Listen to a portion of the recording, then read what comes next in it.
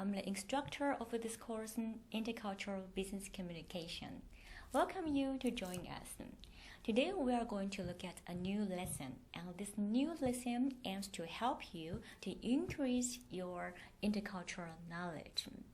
And first of all, in the section 1, we are going to study a very famous model, that is synthetic culture model. Synthetic culture will help us to learn about the world culture in a more systematic way.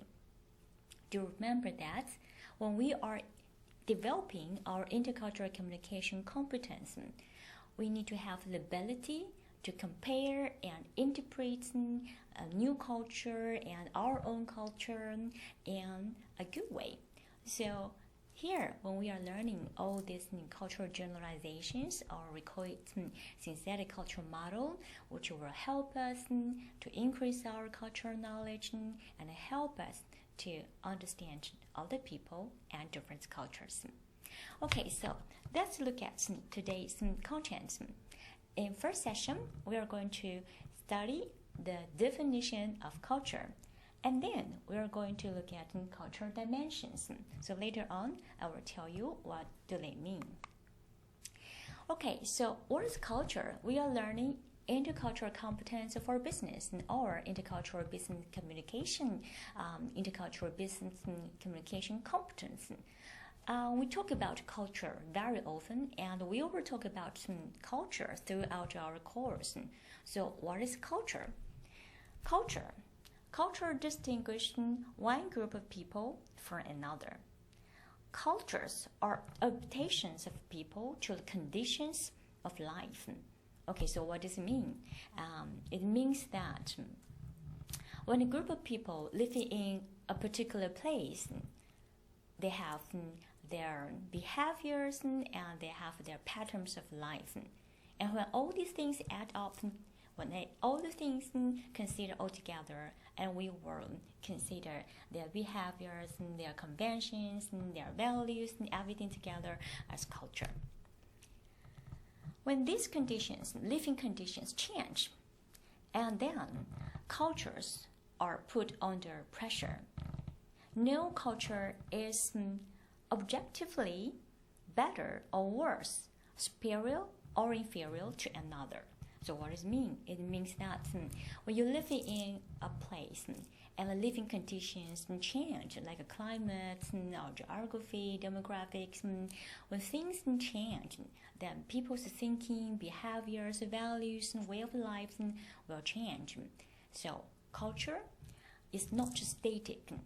Culture grows, changes, and sometimes dies. And when we talk about culture and think about culture, different cultural in the world, we need to remember a very important thing. There is no better culture or worse culture. There is no superior culture or inferior culture. We just simply have different cultures in the world. Okay, so this concept is very important. Now, next, culture and people.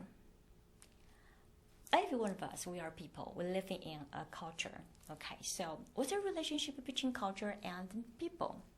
All people are unique individuals, and each person is unlike anyone else in the world. Do you agree? You and your friends, your classmates, or your siblings in your family, all of you are unique individuals, right? Even though you grow up with your siblings and the same family, or you study together with your classmates in your same department or same school, are you like each another? Are you similar? Or are you identical with all those classmates or your siblings? Of course not, right? You share some similarities. You may share some similar values, but still, you are unique individuals. You look differently and you think differently, you behave differently, right? All people are also social beings, and from early infancy on, they are taught how to survive in a social world. So every one of us, right, was taught by parents, by relatives, schools, or even our media, and we are told how to survive in our society. The world of a child in each culture is filled with the symbols, heroes, and rituals that together embody and recreate the culture. Behind these manifestations are the values of culture. The cultural values are taught from birth and manifest themselves across social settings like a family, school, workplace, and many other things. Okay, so this tells us how people are influenced by their culture and how culture is formed. Culture is inherited and learned. So every one of us is influenced by our relatives, parents, teachers, schools, or politicians, and the place we are living in. Okay, so we shape our cultural values in the society, in the community where we grow up. So next, let's look at culture and society. Culture can never be all things to all people, or culture can change, grow, and die, as I said earlier. But what does it mean here? A culture can never be all things to all people. It means that, for example, every one of us here now, you are watching this video, and maybe you and I, we all grew up, we all live in Taiwan. But when we talk about Taiwanese culture, does Taiwanese culture mean the same thing to you and your friends, you and I? Maybe yes, maybe not. So culture has no definite answer for everyone, even all those people live and grow up in the same place. Although cultures around the world are all different from one another, they all meet the same basic problems of our social life. So what does it mean? It means that, okay, although we think about culture, or maybe we try to define culture in different ways, but no matter where people live, people face the same problems, no matter where they are. So what kind of problems? And later on we will look at, okay? Each culture has developed its own answers to each problem. Those answers indicate values, behaviors, beliefs, conventions, etc. of the people and their culture. The various basic problems of social life and their answers are understood as cultural dimensions. Okay, so this concept is very important because every one of us and every people in the world, no matter which country we live in, people have to face some very basic problems in their social lives. For example, how do you get along with people who are older than you, who are superior to you? And how do you get along with your fellows? How do you get along with the people who serve you, who are younger than you, who are inferior to you? How do you get along with all these different interpersonal relationships? And how do you identify yourself? And how do you look at yourself as a man or woman, boy and a girl? So what are your social roles? And how do you, for example, how do you deal with everyday problems, your finance, or your study, your future? Okay, so every one of us faces the same problems in our everyday life, in our society. But different people, they have different answers because people live in different places and people have different kind of living conditions because of climate, because of geography, because people's beliefs are different, they'll come up with different answers. So all these answers together are considered as culture. All right, and here we look at all these problems and answers from different dimensions, and we call them cultural dimensions. In today's lesson, section 1, we're going to look at all these 5 very important cultural dimensions, and all these 5 cultural dimensions are also called synthetic cultural model. So all these cultural generalizations, so they are based on scholars' empirical research. So they are based on scholars from Netherlands. They do the worldwide survey, and they find out.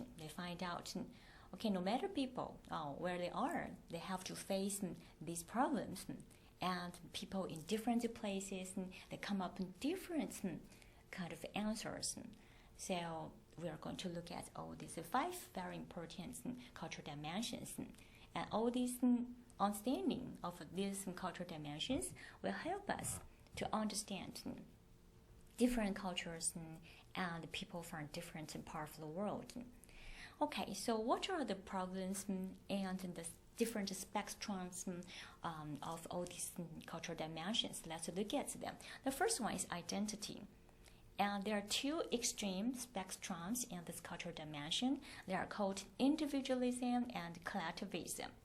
Okay, so later on we will talk about this. Okay, so how people identify themselves, how people deal with their relationship between themselves and the group.